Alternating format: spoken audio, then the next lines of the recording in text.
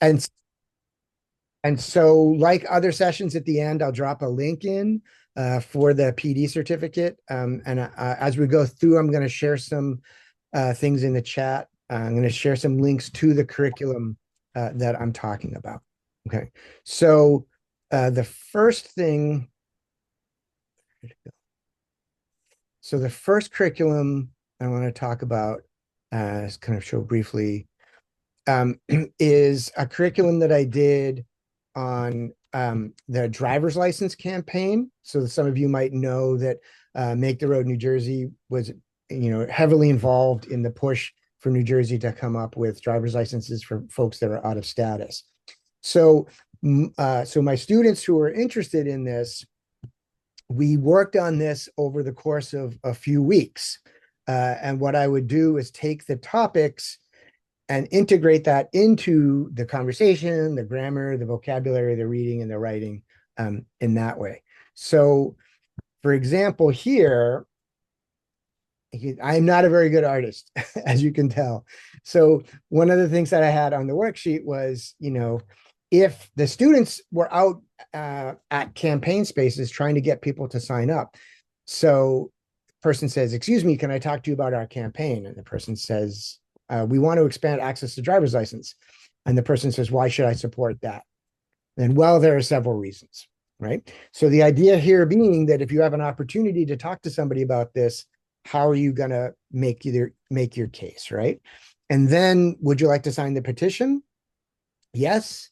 All right, thank you for your support, or no, thank you for your time, right? You want to be polite. So here's what the petition looked like. So I brought this into class, and so we could talk about the various parts of the petition. So the name, the telephone number, the address, the city, and then the email, right? So here's kind of real world literacy, real world English, and bringing that actual document in so that they're comfortable and familiar with the document. Then working with my students and the folks that Make the Road, came up with kind of reasons why undocumented or out of status people should get driver's licenses, right? And so here's the three things that my students really focused on. So how are we going to make this argument? So we're going to make the state safer, we're going to help New Jersey's economy, and we're going to increase the well-being of families. Okay, so take a look at some of these reasons, right? And then as if we're in class, you be the person that asks me to sign the petition, and then I'll ask you for the reason that I should sign the petition, and then you give me one. Anybody want to ask me to sign their petition?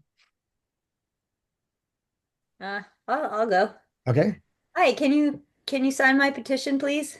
sure. Why do you want me to sign this petition? Um, well, I need to have a driver's license. I came on a little late, so Okay. yeah. All right. So beyond that, yes, you want a driver's license. So which one of these reasons for giving people who are out of status driver's license do you feel it's like the most compelling, or that you can make the best argument for? For me as a person, or for me as I'm pretending to be a student? You're pretending to be a student. Okay, okay. Okay. Oh, I have three kids, and my husband and Oh, no, I. no, sorry. So of the things that are on the screen, right? Which one of these things? Oh, okay. So increase the well-being of my families. Okay, right.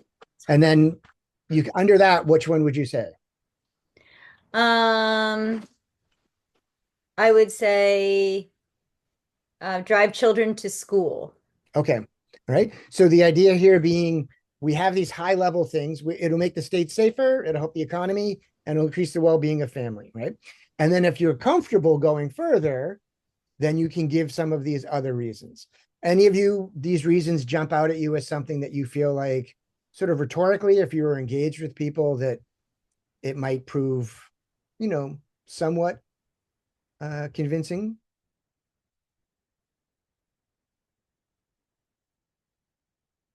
Well, having a car that's necessary for work. Yes, right. So And so one of the reasons that we were talking about that is like, yeah, you need a license to drive to work. And I'll put that in the chat too. People like to hear about people saying they want to go to work, right? So, when they think about immigrants, they go, what are you doing? Well, I want to go to work. All right, that sounds good. I'm going to give you a driver's license, right? So in class, we identified the types of reasons that you might give and the types of kind of evidence you might back it up. So then in the petition, there is this, there's language. So somebody want to read this part of the petition out loud? I'll read it. Okay. Hundreds of thousands of undocumented immigrants are estimated to live in New Jersey. These immigrants make critical contributions to our state, including an estimated $476 million in state and local taxes per year, but often live in fear and face barriers to meeting their families' basic needs because they lack driver's license and or government issued All right. IDs. All right. Thanks, Megan. Right. So then, as you can see here, I've underlined the key verbs, right, that we need to make sure that the students understand. And then start with the positives. What do immigrants contribute, right, rather than what immigrants need, right? And then here's some basic needs, right? So, and then here, somebody want to read this one? I'll read it. Okay. Eric, is that okay? Yep. Go ahead. In New Jersey, driving is a necessity of life, but for immigrant families, driving to work or dropping one's children at school can lead to deportation. Permitting all New Jerseyans who are qualified and eligible to drive, regardless of immigration status, to apply for driver's licenses would make New Jersey's roads and highways safer, strengthen our economy, and increase the well being of our families. Should you have a comma after economy? According to a New Jersey Police Perspectives report, there would be $245 million in new insurance payments and an expanded pool of insured drivers, which help hold premium payments down for everyone. In the first 3 years, the state would collect between $5.2 million and $9.5 million in license and permit fees and upwards of $7 million in new registration fees. And I know I should have said, based on Cynthia's workshop, 2/10 million and 5/10 million. Yeah.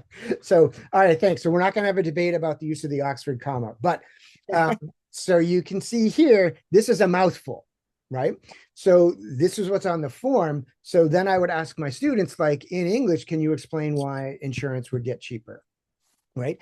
To make sure that when they're out talking to people about it, they're not just kind of repeating something verbatim, but they actually understand what it is that they're saying, right? So, and yes, to go back to the math class, we can understand why that case might be, right?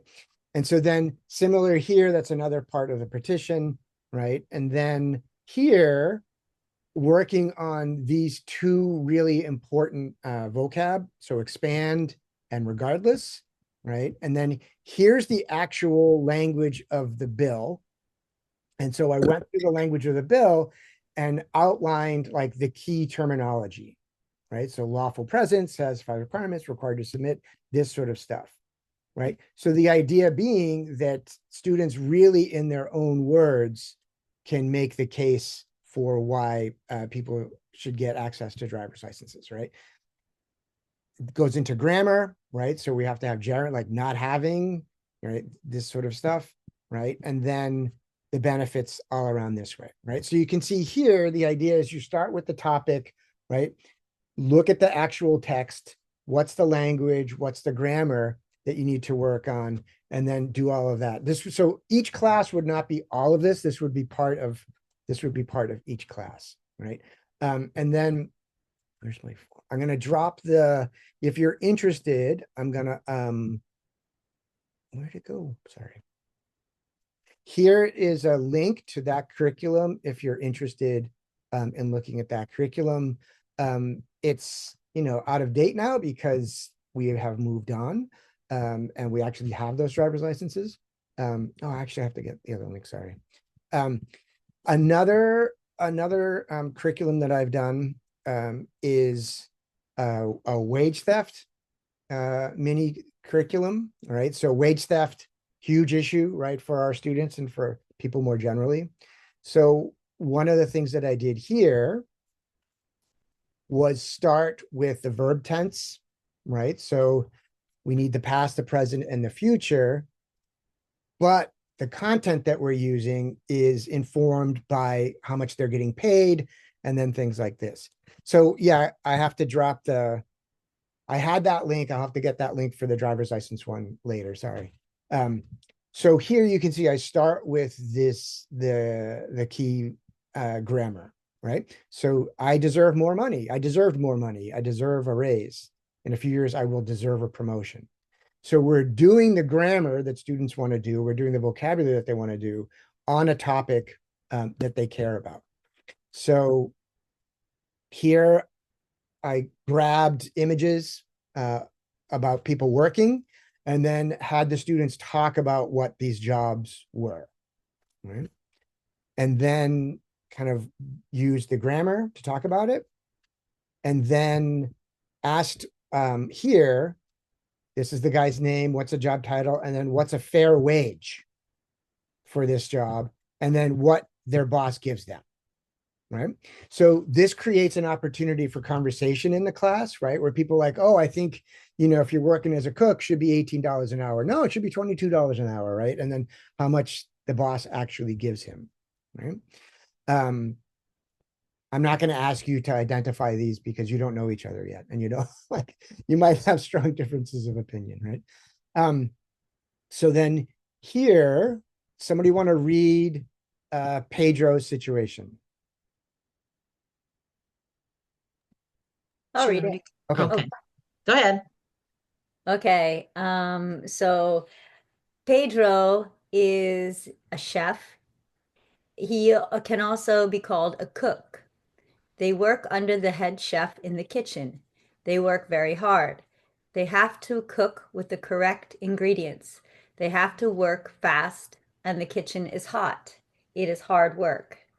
Fair wage 19 an hour or 20. His boss only gives him 14 an hour. Okay. All right, thanks. So this Excuse me, was it's actually- generated by the students, right? Oh. So I asked the students who are chefs or who know people who are chefs, and then we talked together, and then we created these characters with the information. So somebody want to read Juan's situation? Sure. Okay. This is Juan. Job title is carpenter. It is a dangerous job. Let me move my. The boss doesn't always give the workers the correct tools, and they have accidents. If they don't have proper protection, wait a minute. I'm sorry, I got to move my thing. My view here is a little bit. Let me move it over. It won't move over. Wait. Let me see.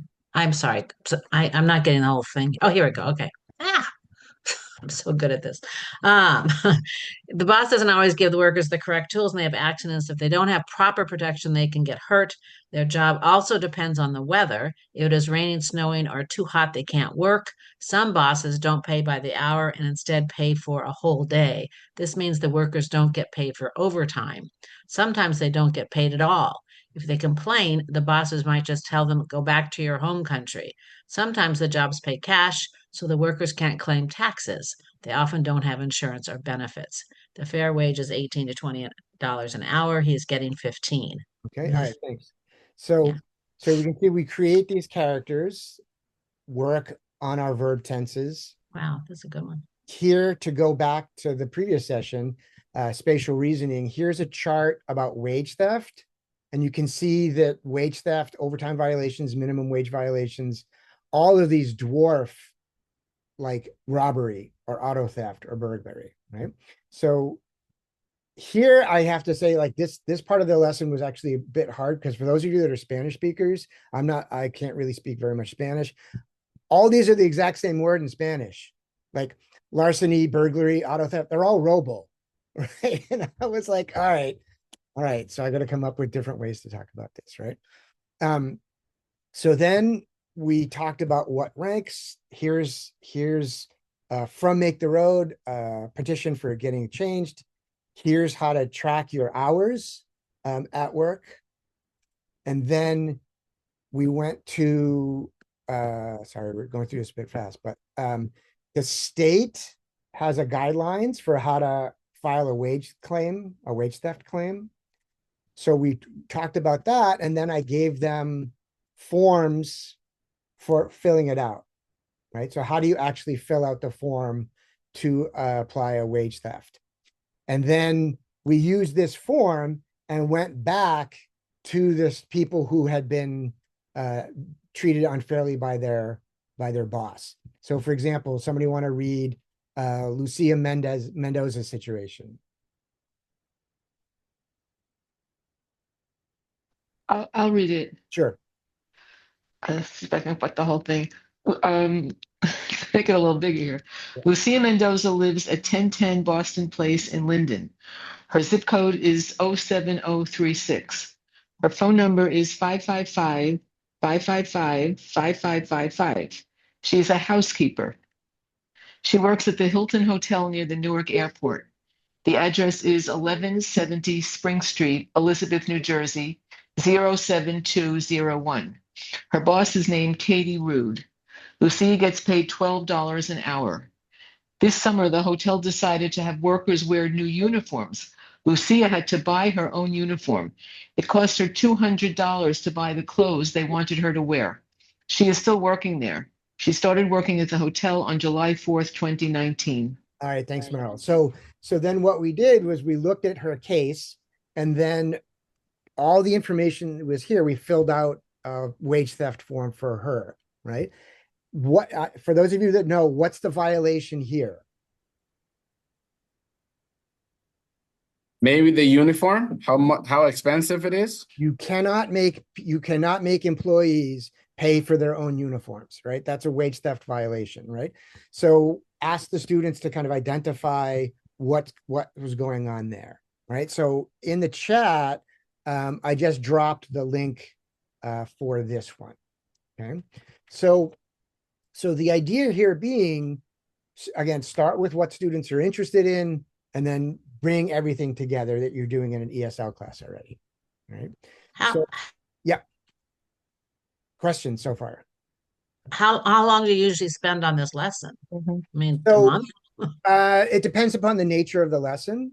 So the wage theft one was probably about a month. The driver's license one was probably about 3 weeks, maybe.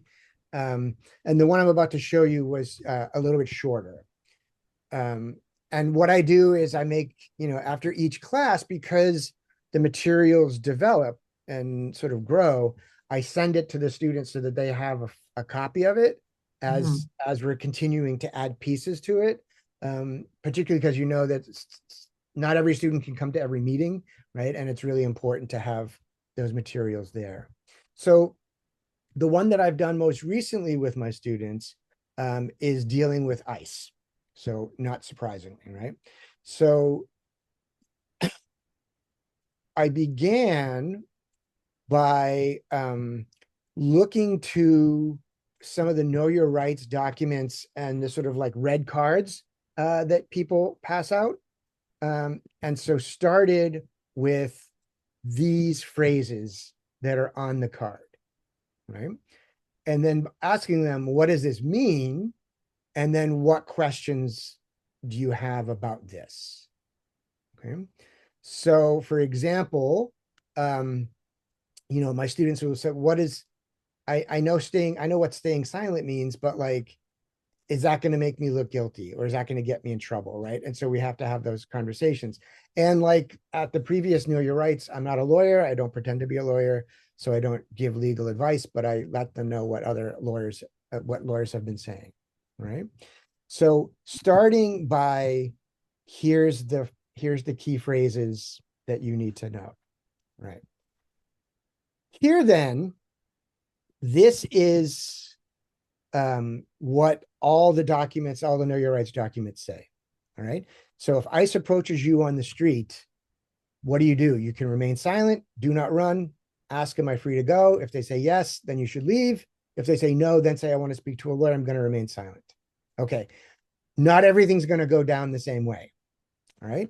So I will be the ICE officer. Who wants to be the person?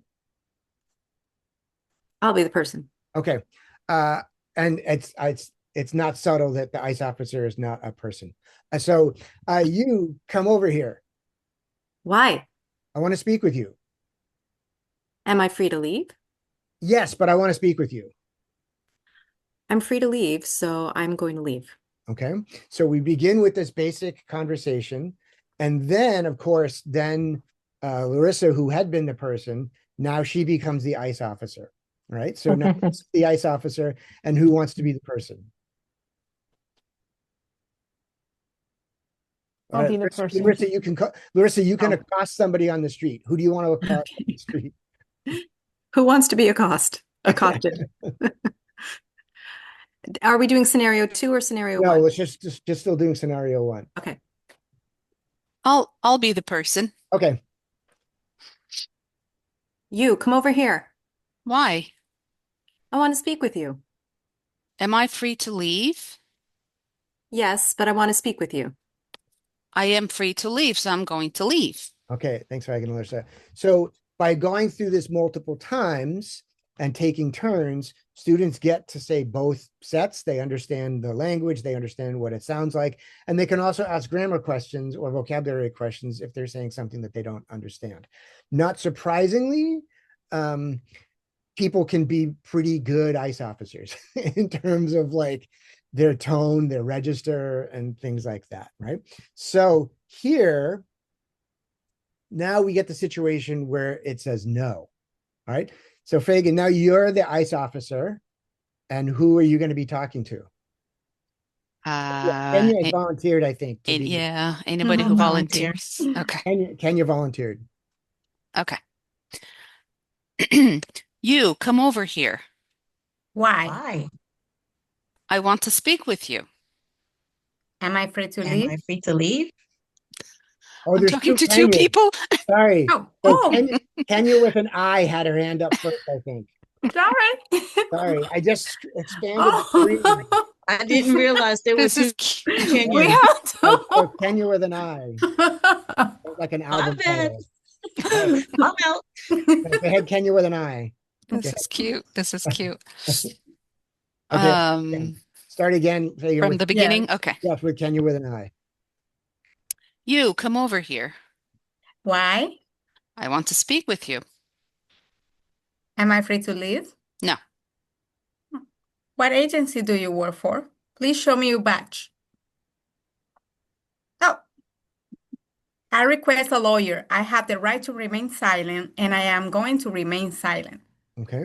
So here, ICE officer says, no, you actually aren't free to leave. All right, if that's the situation, then I'm not talking anymore. I want to see my lawyer. Okay. Mhm.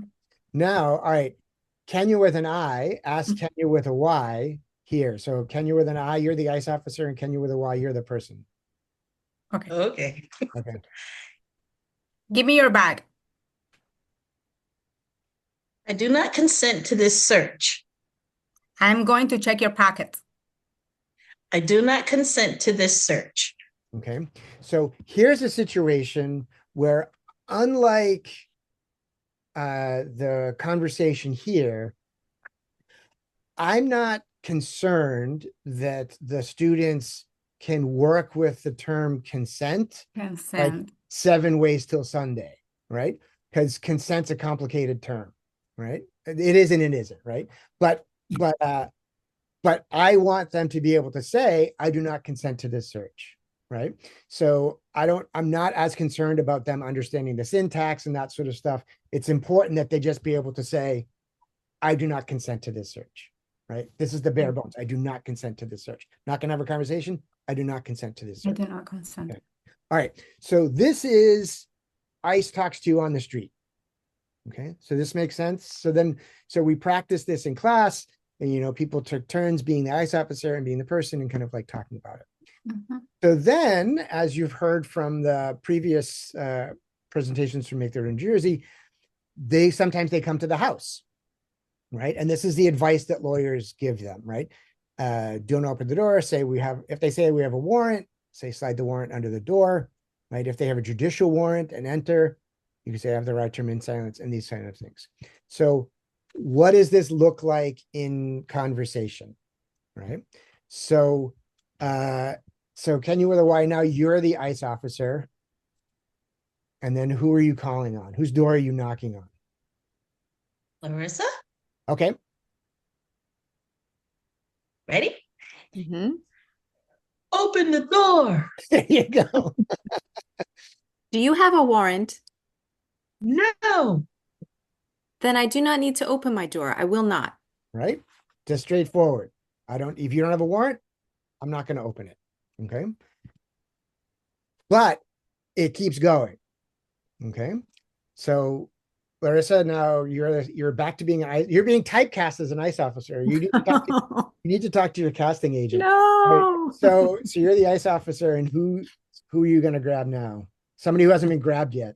Oh, well, first, the question is who wants to be? Yes. I'll volunteer. Okay. So Great. Lauren's going to be volunteer. Okay. Open the door.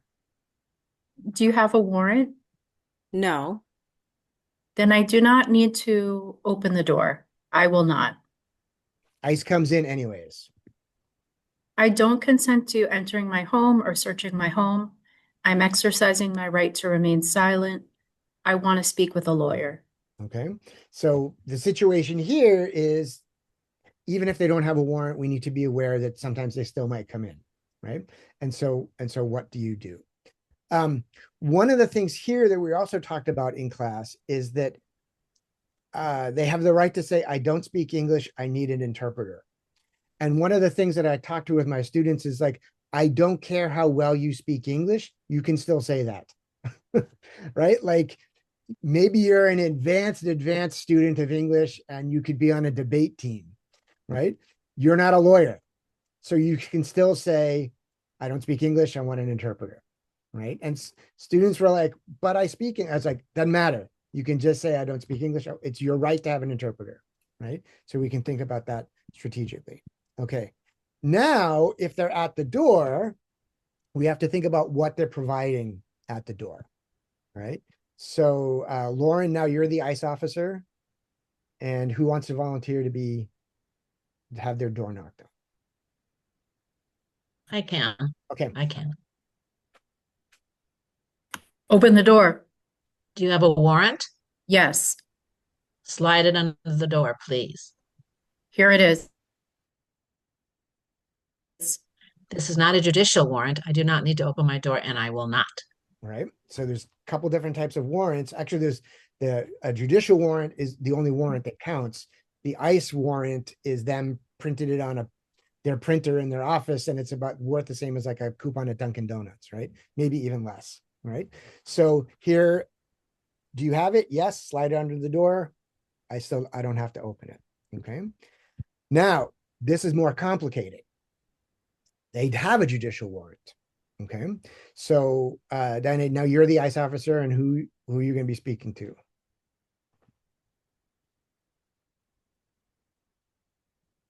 I volunteer. Okay. I say open. Don't I say I'm the officer? I say open the door, right? Yes. Good. Open the door. All right. Do you have a Do you warrant? have a warrant? Oh, okay. Go ahead. Yes. Here it Slide is. it under the door. All right. So they I'm slide reading the it. door. It is a judicial warrant. Okay. I request a lawyer. I have the right to remain silent, and I'm going to remain silent. We are going to have to look around your house. I do not consent to you searching my home, or I request an interpreter. Right. So establish that. So I do not consent. I do not consent. Okay. So far, so good. Right. So this part I anticipated because this is on all of those red cards and the know your right cards. Right.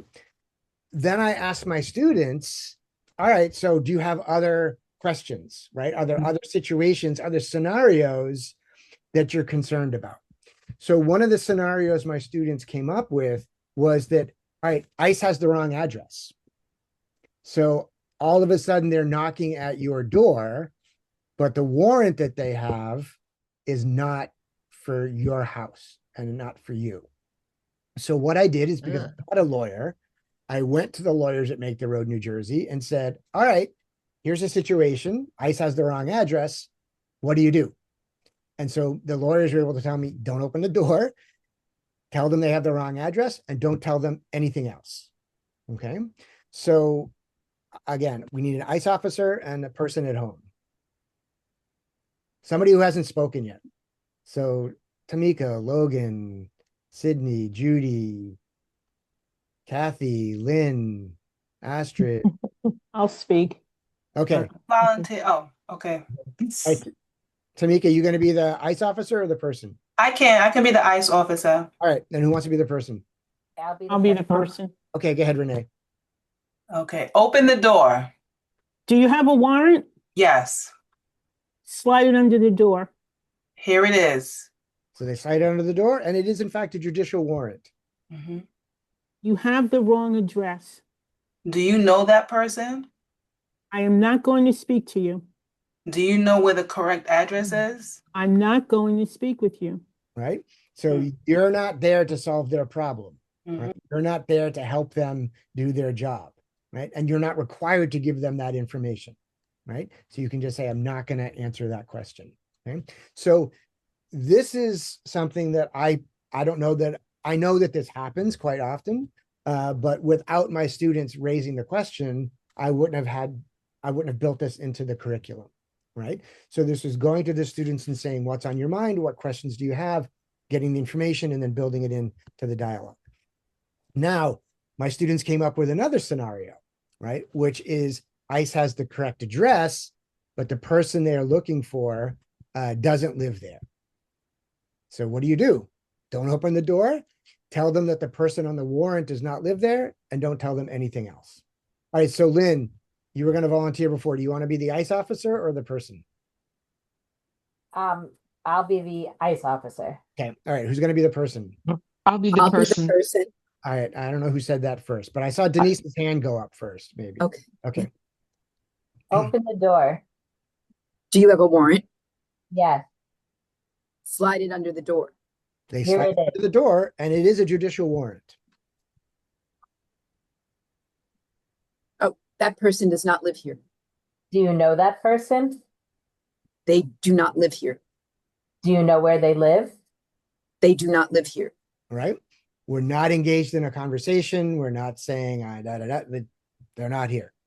Right? They do not live here. They do not live here. Okay. So third situation. All right. So then here's the red cards, like the know your rights cards that have all that information. And the key thing here, right, is you're not lying, right? Because you're saying they don't live here. You may know them. You may know a lot about that person, right? But literally they don't live here. Okay. It's a little more complicated if you answer the door and the person is there, right? Then you can't lie. You can't say that person doesn't live at this address. You don't have the wrong thing. But if they don't have the correct information, not your job to help them out. Okay. So in addition to practicing these in class and talking about the grammar, I gave the students this, which is a copy of these cards that you can cut up and print and put in your wallet, right?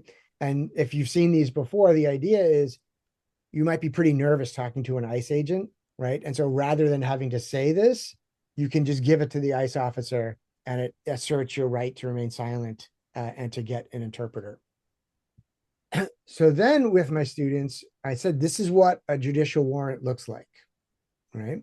And so they don't have to know all of this stuff, but as they pointed out in the Know Your Rights session, here's a signed judicial warrant, right? It's got the magistrate's name, it's got his address, right? And it has all the information about where they're going, right? And who they're looking for. This is what ICE often shows up with, right? And if you look this over, it doesn't have a judge's sign. It doesn't have what the probable cause is, right? It looks official, but it's basically ICE just saying, we're coming here to get you, right? So I don't expect my students to know all the ins and outs of the difference between the two of them, but just from visual visual monitoring. All right, so this is a judge, it got a judge's signature. This one does not. This is not from ICE, right? This is from ICE. This is not from a judge. So in class, then we played this out across a couple of weeks, right? With students using the conversations, practicing the conversations, and then talking about different scenarios and what to look for in these documents. So that's just a very quick tour of what my students have been doing with ICE. Questions, thoughts, things that you've been doing with your students to develop classroom activities to help prepare them for dealing with ICE. And I will drop the link for this in the chat as well.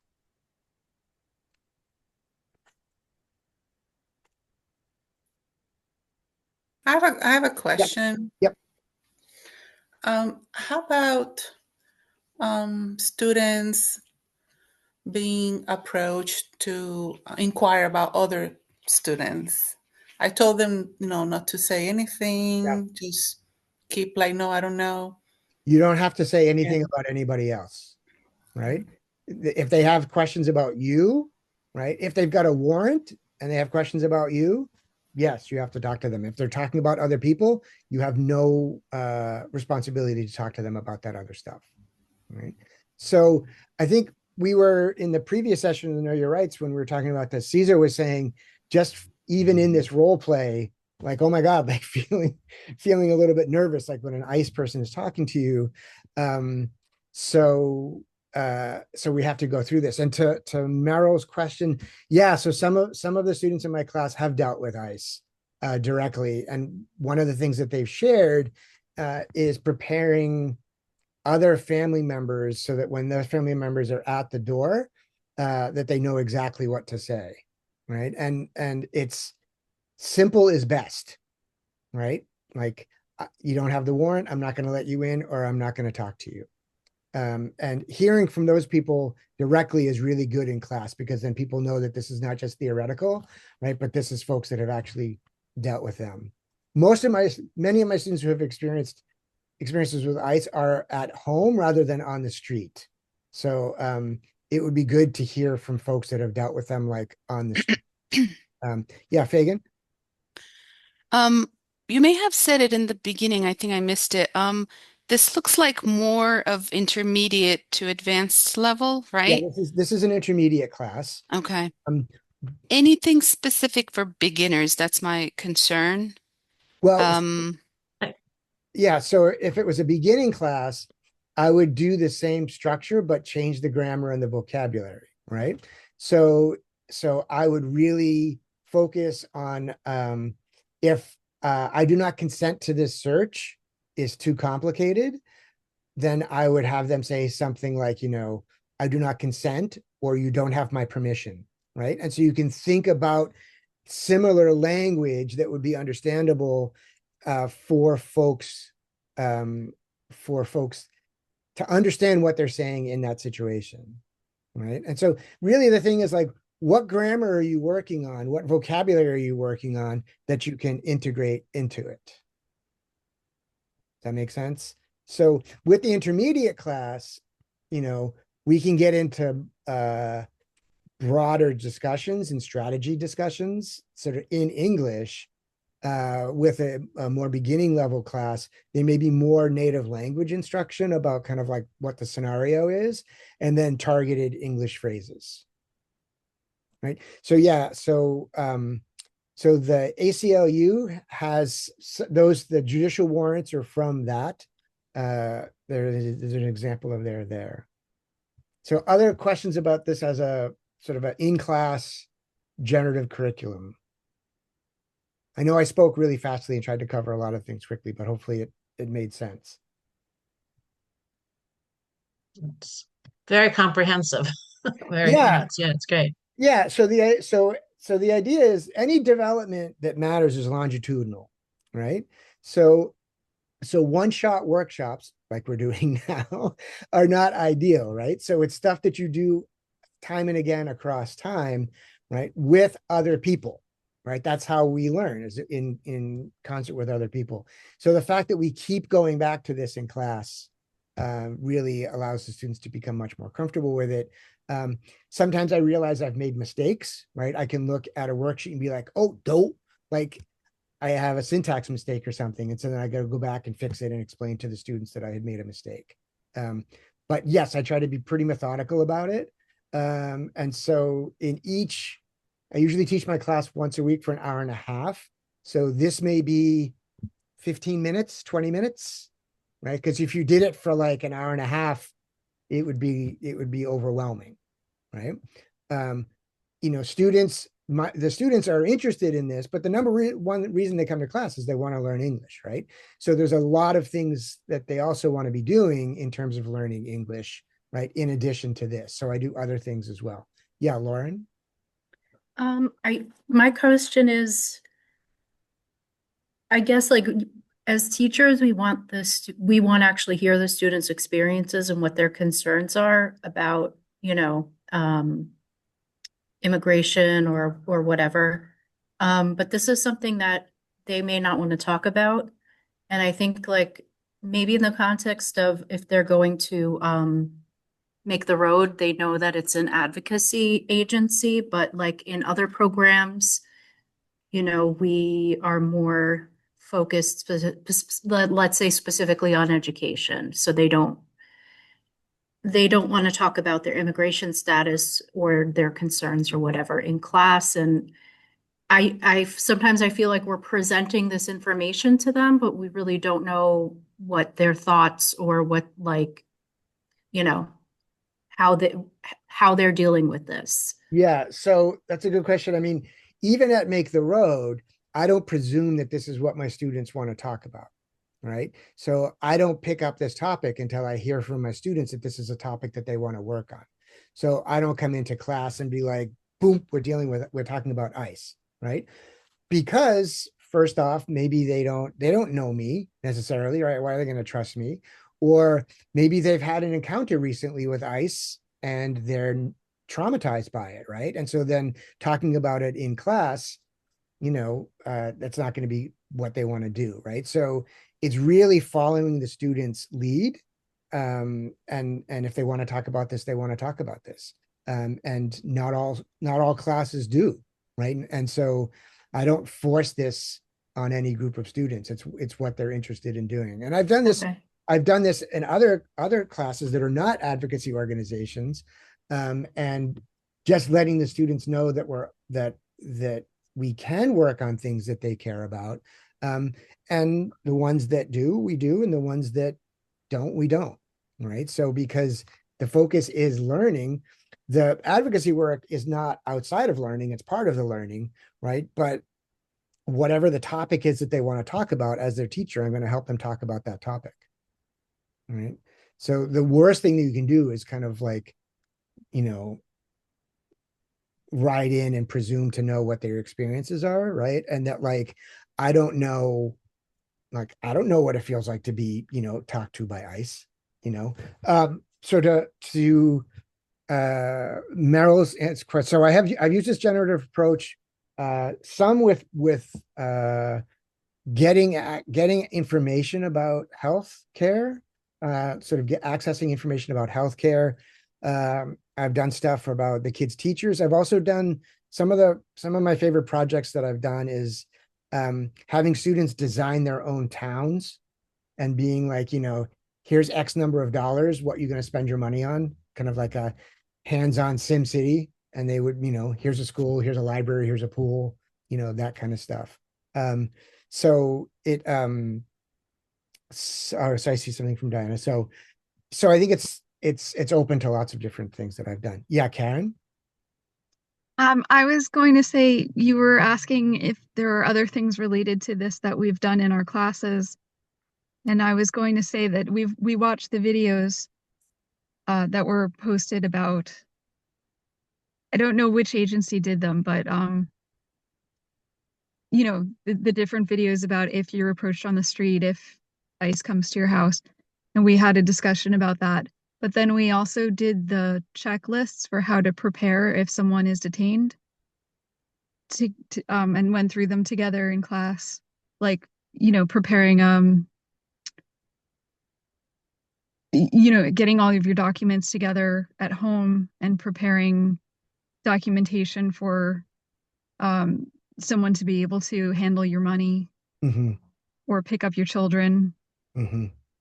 So we talked about why each of those things would be important, and that like everyone should have things like that in case of an emergency. Like every person should have those documents, and whether or not it has to do with ICE, why they're important, and how to go about preparing them, and also how to look up if someone does get detained, how to find them, and who to call. Right. Thanks for that, Karen. And to kind of go back to Lauren's point and somebody else's point. So, for example, in the wage theft curriculum that I did, right, the idea was working with real forms, but not the students' information, right? So, because don't want to put them in a situation where they're sharing, sensitive information in a class setting, right? And where that documentation should go. So here's the real form. Here's what you would do with it if you want to, if you want to file it, I'll help you with it. But we're not going to ask you to reveal information about yourself, in class. And never ask people like what their status is or things like that. So it just comes up and let's think strategically about everybody in the community. Any other questions, thoughts, resources that you have to share? I had a question. Yes. Do you have a general format that you use for coming up with the focus? Like, how did it happen that you did the wage theft or does it came up in class organically, or you have some kind of form you use or something? So in the beginning of the semester, the beginning of the block of time that I have with them, I asked them like, what's stuff that you think about, what stuff that you care about, what's things that you talk about. And then also, I think I showed it quickly earlier, like what's the hardest thing about being an immigrant? What's the best thing about being an immigrant? Right? These types of things. And so then that builds on the comparative superlative. You're doing that grammar work, right? But in that they're like, oh, the hardest thing is, ICE, or the hardest thing is, not having health insurance or whatever it might be. And then if there's a critical mass, then we can say, all right, it seems like a number of you are interested in talking about health insurance. And so we'll do it that way. So Logan, it's a little bit of both, right? Like creating opportunities for them to express those things, but trying not to do it like in a heavy-handed manner, like we'll see what comes up. Like, like one of the things that I've always talked to people about is I remember one time when I was still in Massachusetts, I was teaching in the basement of a housing complex that had no AC, right? So it was just in the summer, it was hot, right? So what did we end up talking about? They ended up talking about ice cream, right? Because we're all like hot and sweaty. And it didn't become like, well, cows are exploited and da da da. It was just like, no, we're just talking about ice cream because we want to talk about ice cream, right? And so, so not forcing things on people. I was talking about this with somebody the other day. I'm starting to do a little bit of work with literacy for people who are incarcerated and solitary. And I read a really interesting sort of critique from somebody who is still incarcerated, saying these people come from the outside and they talk about all these great things about literacy and what literacy can do for me to free my mind and all that other stuff, but they leave and I'm still here in this cell, right? And I have 2 books and 3 pieces of paper, right? And so we really have to avoid, to get to Lauren's point about presuming and kind of forcing things on students. But there's lots of ways to see like if it's gonna come up or not. Thank you. That's a good answer. Yeah. So so I dropped the PD link in there. And then also I'm going to drop a link in for I have a website, and on the website, here's the resources page from their website, and that has all like the mini curriculum that I've developed and you can download.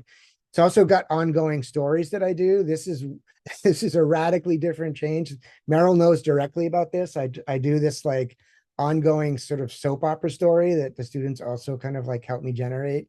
And Meryl, I've actually made some progress on Monica's story after being like a year away from Monica. I think I'm going to finish Monica's story with my current group of students and then be able to make it available. But the website has curriculum resources. I also do a podcast and that sort of stuff.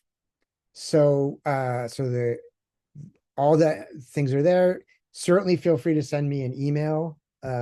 It's on, my email is on the curriculum, but I'll also put it here if you want to reach out about anything in particular. And I apologize for the rapidity of my speaking. I'm originally from Boston, and we speak fast in Boston. So a question about getting students to write. That's a whole other thing. Come to the Saturday workshop on student writing, but yes, it's difficult. Yeah, getting students to write is really difficult sometimes. But again, some of it just goes back to like, what are they interested in, right? And so what are the prompts that you can use? Oftentimes I use photos and have students start to write by looking at a photo that either they took, right, or that represents some part of their life. So the other thing I'll say, when it came to the driver's license, one day I went out with students, some of my students who are Make the Road students, at the Elizabeth, New Jersey Transit station to get people to sign on the petition. And one of my students, she knows how to talk to people, and she got like 50 signatures in like an hour, and I got zero signatures. I'm like walking around with the clipboard, excuse me. And so she was getting so frustrated with me. She's like looking over, she's like, what's going on? And I'm like, I'm trying. But like, she would approach them, speak Spanish, they would listen to her, and I'm like going up in English, can I, and they're like, no. I was like, all right, I'm bad at this. You're good at this, I'm bad at this, right? So sometimes we're teachers and sometimes we're students, right? And so that was an example of being a student. Yeah, Kenya with a Y. I got it right this time. Yeah. I, I love the fact that it comes from the students. I used to teach preschool, and that first week we did the all about me forms, and I literally still use that for my first day of ESL, because you never know, they'll tell you anything, right? Yeah. And then I started incorporating their interests into, I don't know, like we made a class book and there were two students who loved to draw. And I made a deal. I said, listen, I know that you love to draw. So what if we make you the illustrators for your classmates' pictures? And they were like, okay. So, because pictures are still text. But I know some people were like, you're adults. I'm like, it doesn't matter. That's the cheat sheet for me. They'll tell you everything you need to know, what you're interested in, and you can pull from that. Yep. So one of the reasons that we have in the adult learner writing contest, right, we have art and photography, because those are ways in, right? Those are ways for people to express themselves, and it's ways for us to understand their experiences, right? I mean, this is something I recommend for my my master's students who teach K-12, right? Is that after a student has read something, right, don't always give them like a assignment of a 5-paragraph essay, or like let them draw sometimes, and they'll tell you what they understood and how they interpreted it and what it meant to them. And sometimes they'll discover things in their drawing that they couldn't have articulated if you ask them to write it down or say it out loud, right? So I think we were talking about this during the lunch hang, right? So I've never really embraced the idea of andragogy, right? This idea that like, how do you teach adults versus how do you teach kids? Because if you look at all the sort of seminal andragogy books, they say things like, oh, adults like to have some choice in what they learn. Yeah, so do kids. Like adults like to have some choice in what they read. Yeah, so do kids. Adults like to be treated like as equals. Yeah, so do kids, right? It's not rocket science, right? I mean, the particulars are different, but the principle is the same, right? Listen to people, empathize with them, and work with them, where they are and where they want to go.